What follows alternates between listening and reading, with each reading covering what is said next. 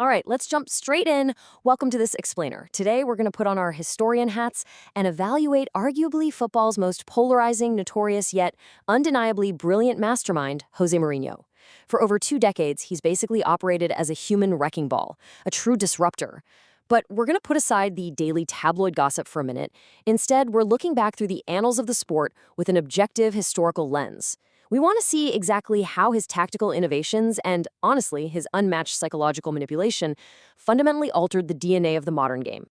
Okay, let's dive into this. Think of this as our syllabus for dissecting his historical impact. We'll start with his path from translator to mastermind, then look at how he revolutionized the training pitch. From there, we'll unpack his mastery of psychological warfare, break down that incredibly unique trophy record, and wrap up by evaluating his overarching legacy. Let's get to it. Section 1. From Translator to Mastermind, the rapid evolution of a football genius. Let's move to the timeline and see how this all built. Because to really understand Mourinho's impact, you have to establish his historical context. Unlike so many of his managerial rivals, his playing days were, well, totally unremarkable. He was a lower league midfielder in Portugal who hung up his boots at just 24. But whatever he lacked in on-pitch magic, he made up for with this obsessive, highly academic approach to studying the sport.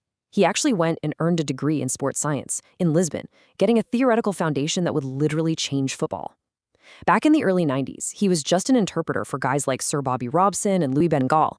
But here's the thing. He wasn't just translating words. He was absorbing their tactical blueprints, rigorously taking notes.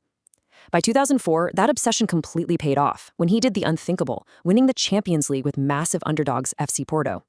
Fast forward to 2010, he secures a historic treble with Inter Milan, the absolute first Italian club to ever pull that off. And incredibly, this whole timeline extends all the way to 2026, where at age 63, it's announced he's heading back to Real Madrid. It's an absolutely massive paradigm shift from a young, ambitious sideline translator to the ultimate seasoned boss of the Bernabeu.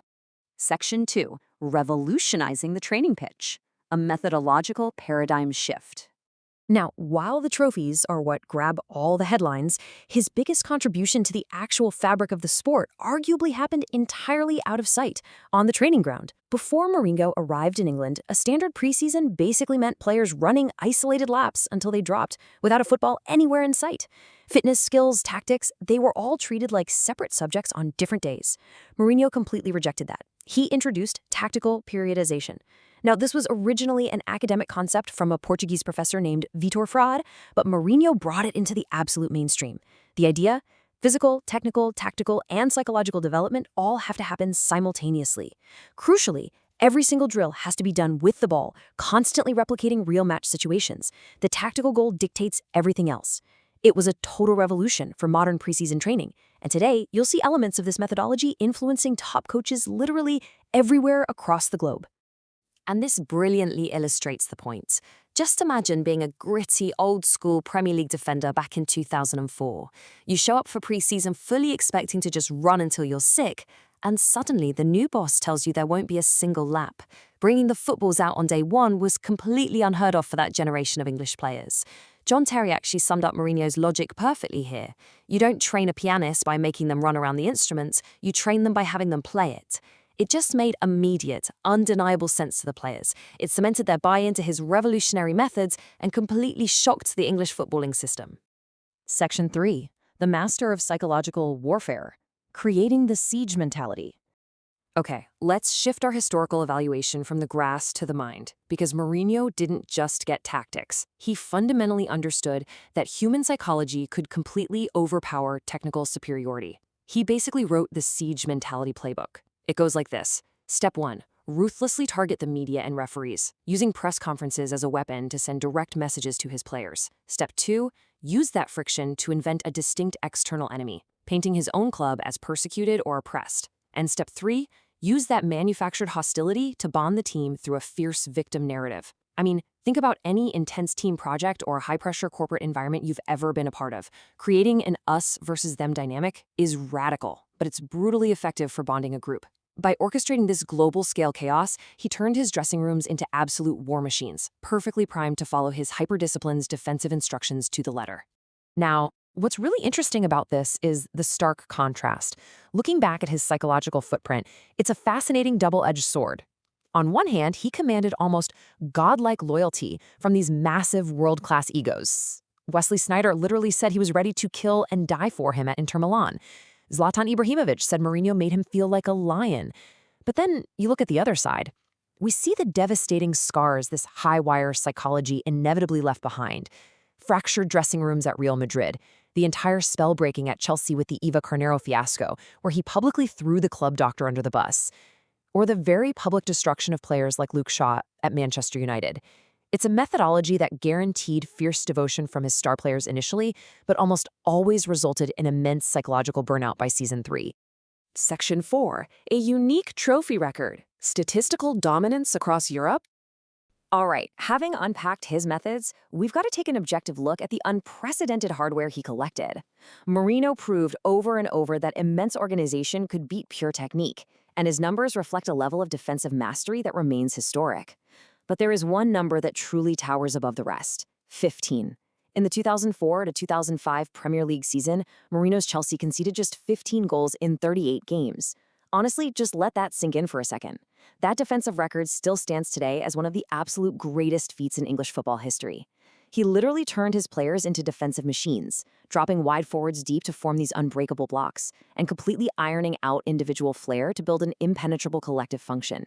But actually, history reminds us he wasn't just a defensive manager. Contrast that 15 with this number, 100. To overthrow Pep Guardiola's Barcelona, which many consider the greatest club side ever assembled, Mourinho had to crack the code. And he did. His Real Madrid side achieved a record-breaking 100 points in the 2011 to 2012 La Liga season. And they weren't parking the bus, either.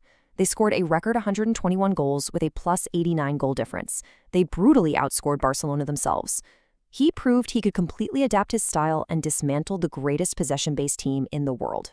So the crucial point here is his adaptability across completely different cultures. Just look at this breakdown. He wins the Champions League with FC Porto in Portugal. He does it again, securing a treble with Inter Milan in Italy.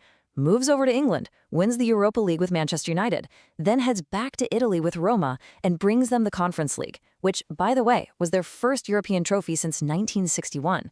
Achieving major European hardware with 4 completely different clubs while navigating totally different, complex football and cultures is just a staggering historical feat. Section 5. The Legacy of Mourinho. Evaluating his historical footprint. As we synthesize everything in this explainer, we really have to weigh the entire scope of his career. Yes, he's been sacked 7 times. Yes, he often leaves clubs in absolute chaos, with burned bridges and a list of enemies. But the facts of his legacy are completely immovable. We're talking 26 major trophies worldwide, league titles across 4 different European nations. He's the very first manager to win all 3 current UEFA club competitions. Tactically, he took the defensive low block and counterattack and elevated them from a simple strategy into an entire mathematical philosophy. And perhaps most incredibly, he consistently transformed underdogs into global champions, proving once and for all that extreme discipline and sheer psychological willpower could conquer pure possession and flair. Which brings us to the ultimate question of his history. Is the inevitable chaos and collateral damage of the special one just the necessary price you pay for footballing immortality? You see, his scorched earth departures and intense psychological warfare are just as much a part of his story as his record-breaking successes. But as we look back at the modern era, one thing is absolutely certain. He never compromised and he never apologized. Through his academic training methodologies and unmatched mental tactics, he forever altered the landscape of modern football. I really encourage you to ponder that question as you look back at his remarkable footprint. Thanks so much for joining me for this explainer.